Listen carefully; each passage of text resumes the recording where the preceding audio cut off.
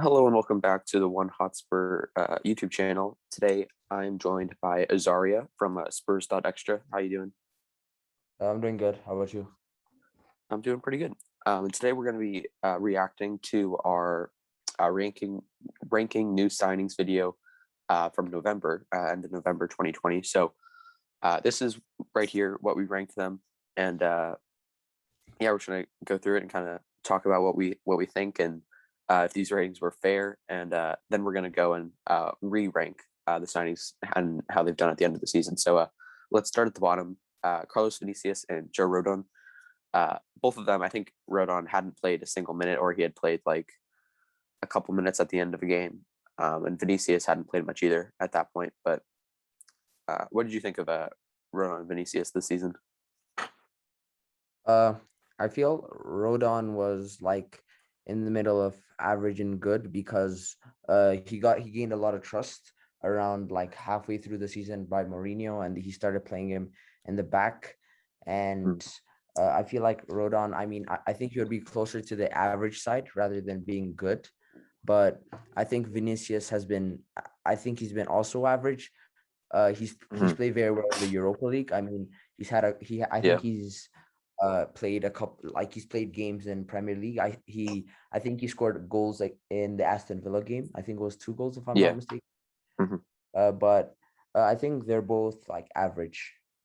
Yeah, yeah. I think saying Rodon is averages might be a little harsh, but I agree. Yeah. Vinicius, I think he did exactly what we expected of him, or Yeah. exactly what we needed from him, which was just to replace Harry Kane in those Europa League games and score a few goals, and that's what he did. So moving on to average, though, we put Doherty and Joe Hart there. I think for me personally, I think I'd leave Joe Hart in the average tier, but I think dropping Doherty down to bad. I think he came in with such high expectations of what he was going to do, and just didn't really live up to it. But what do you think? Yeah, I think I would keep Joe Hart in the average because Hmm.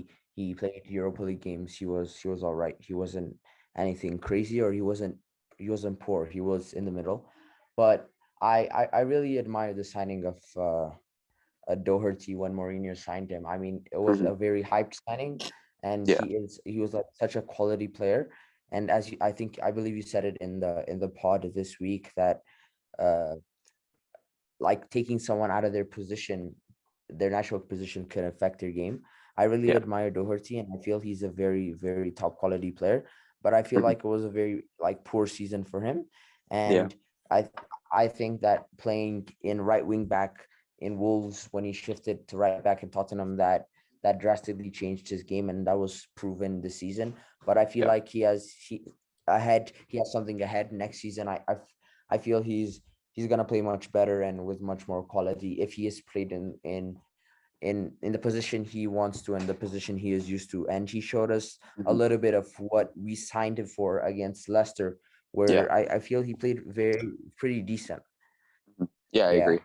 I think selling him this summer would be a bad move. I think just in general, you should give people more than one season to acclimate to life in London and just at Spurs in general. So I'm hoping he gets another chance next season because I think he is quite a good player. Um, but yeah, moving on to the good tier, Gareth Bale.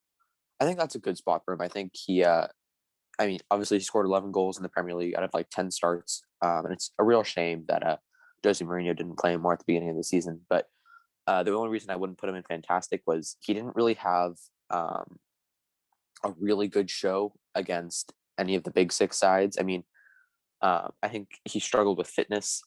We've talked about this on the pod, I think, in other videos, but I think Gareth Bale just didn't have the legs to start against those good teams. Because if you think about it, like his two best performances against good sides were against West Ham in the 2-1 loss when he came on at halftime and kind of just revolutionized us. He was a part of everything. And then against Leicester when, oh, I forgot what time he came on. Hold on, I'm going to check this really quick. But obviously, he came on late in the game and then he scored 2 goals. So looking at it right now, and Gareth Bale came on in the 68th minute. So, and then after Bale came on, Spurs scored 3 goals. So, like, I think next season, whoever's the manager, and if Bale comes back, I think the best way to use him is to bring him on late in those games and starting him against the lesser teams. But what do you think about Bale this season? Uh, what I think Gareth Bale. I understand that he wasn't playing at Real Madrid and he was very Hmm. like out of shape, Yeah. but I feel like if Mourinho continued, I would put him in the average spot and not in the Hmm. good spot. And Yeah. because Mourinho really like he Froze him out. he didn't show us what like he was able to do. Like he was just Hmm. benching him and he would play him last couple of minutes. And Yeah. it was a pity to take Bale on a full loan and he was playing like half the season. Like Hmm. he played only 11 games. I mean, it was tough, but yeah, I think I'd put him in the good because we Hmm. saw what he could do when Ryan Mason came in and Yeah. he played him. But I have to give Mourinho props for getting him ready and stable. Hmm. I have to give Mourinho props for that. Yeah, that's fair. Something interesting about Bale though is so obviously he scored 11 goals this season, or 11 Premier League goals this season, but 6 of those goals came after Ryan Mason's appointment because he scored 1 against Southampton, 3 against Sheffield, and then the 2 against Leicester. So I mean, it's kind of interesting that when a new manager came in, he was so much more prolific. Um, but yeah, and then moving into the fantastic. Unfortunately, I think we have to drop Reguilon into the good. He started off the season so strong, and then he's kind of faded off after that injury, and never really recovered from it. I don't think so. I'd put Reguilon in good. What do you think about Reguilon and how he performed this season? Yeah, I think it was a very good signing. Mhm. He came in and he showed us what his qualities were. He was so fast off that wing. They were playing 1-2s with the winger, whether that be Sonny or sometimes even Lucas or Bergwijn. But Mhm. I feel like he slowly deteriorated his quality because Yeah. he was just like, as you said, he slowly faded into a good player and not like a fantastic player.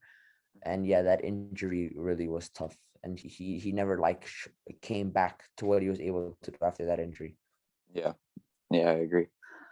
Um, and then last but not least, Højbjerg. I think I'd leave him in fantastic. I think he had a great year. He also slowed down a little at the end, but I think that's mainly down to not having a backup, and he had to play every single game. I think I could be wrong, but I think he also played every single minute of the Premier League season. So um, just a world class player, and we're lucky to have him. But what do you think about him? Yeah, I think it's ridiculous. I think it was like 12 million with Kyle Walker Peters, the swap with Southampton last summer, and It was three these are 3 million plus three Kyle Walker million. My Peters. bad. Oh, So good. oh my God, like one of the biggest bargains ever. Now, Hmm. I think Tottenham wouldn't sell them for less than 30 million because, Yeah. uh, first of all, he's just an irreplaceable player in our squad, and Hmm. this is part of the reason I admire Mourinho. When you give him a transfer window, he knows what's lacking in the squad, and he's able to go out and get like good players, not for a large amount of price. Hmm. Højbjerg is quality, and Yeah. like when he played very poor, it wasn't like very poor like our defenders did. He was just not on top of his form, and it was a mediocre Hmm. game. So his worst games were like mediocre matches, but uh he's irreplaceable. Yeah, I think if I'm not mistaken, like you said, he played every minute, every game of the Premier League Yep. season. Yeah, Yeah, I just checked that. He played every yeah. minute. Yeah. And his I also want to admire his longevity because he wasn't able to get injured while playing all those games, all those minutes, Yeah. and how Yeah, that's really strong he impressive. stayed. And that's part of the reason why I would put him in fantastic. He made his presence felt, Hmm. and he controlled Yeah. the midfield very well. Hmm. All right. Well, we're gonna go flip over to the tier maker site and show you what we changed this to. So we'll be right back. So this is our team, our ranking. Højbjerg fantastic, Bale, Rodon, Reguilon good, Vinicius and Joe Hart in average, and Doherty in bad. Um, so yeah, I think you want to add Azaria. uh we adjusted Rodin into good because he was in the Mhm. middle, and I think we talked on previously how it would be a little harsh to put him in average, as he Mhm. stepped up a lot and he was playing big games and he was very inexperienced moving from Swansea to Yeah. a team like Tottenham. So Mhm. yeah, I would put him in good because we were expecting he was like a very like backup striker and maybe for the future because he's young, but he Mhm. stepped up. He played, I think Yeah. his first game was Chelsea, if I'm not mistaken, Yeah. and Yeah. That was that his was first game. like very firm, strong. Mhm.